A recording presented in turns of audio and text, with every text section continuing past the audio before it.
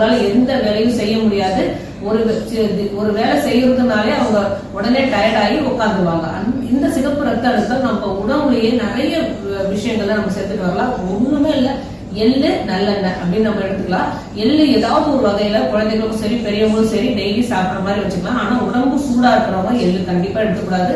இதுக்கு வேற ஏதாவது பண்ணலாமான்னா ஆல்டர்னேட்டிவ் வெல்லம் எடுத்துக்கலாம், ராகி எடுத்துக்கலாம். இதுல எல்லாம் நிறைய அயன், அதாவது அயன் கண்டென்ட் உள்ளது எல்லாமே இருக்கு. அதே மாதிரி கீரை வகைகள் எல்லாத்துலயுமே நிறைய ஹீமோகுளோபின் இருக்கு. நிறைய இதெல்லாம் எடுத்துக்கலாம்.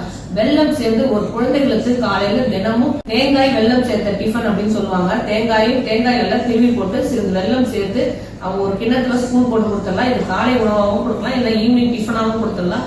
இதை டெய்லி சாப்பிட்டு வந்தாலே வளரும் குழந்தைகளுக்கு ஹீமோகுளோபின் கரெக்டா மெயின்டைன் ஆகும்.